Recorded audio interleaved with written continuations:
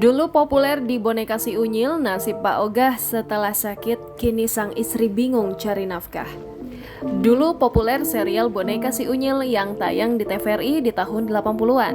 Versi terbaru, si Unyil yang berisi hiburan dan pendidikan anak juga sempat tayang di beberapa TV swasta. Ya, ada sosok Pak Ogah yang selalu dikenang di tayangan si Unyil.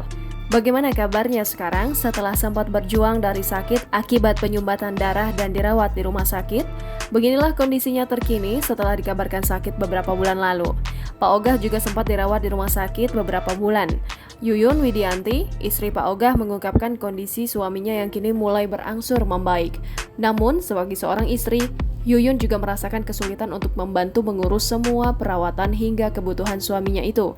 Sebab kini sudah tidak ada lagi yang mencari nafkah dalam keluarganya selain pemilik nama asli Abdul Hamid. Yuyun bahkan merasa bingung bagaimana ia harus terus memikirkan untuk mencukupi kebutuhan suaminya itu. Selain itu, kondisi perkembangan Pak Ogah juga kian membaik. Hal tersebut diketahui dari perilakunya yang sudah dapat berjalan dan berbincang lantang. Namun, Yuyun menyebut di balik perkembangan kesehatannya itu, daya ingat pria 74 tahun ini kian menurun. Sesekali tetangga rumah Pak Ogah sempat memergoki pria yang terkenal dari film Si Unyil itu tengah kebingungan di persimpangan jalan. Saat ini kondisi pria dengan nama lengkap Abdul Hamid itu telah membaik. Namun, Yuyun menyebut suaminya itu masih diselimuti rasa khawatir dan ketakutan. Hal tersebut terlihat dari perilaku yang sering dilakukan pria dengan jargon cepek dulu dong itu.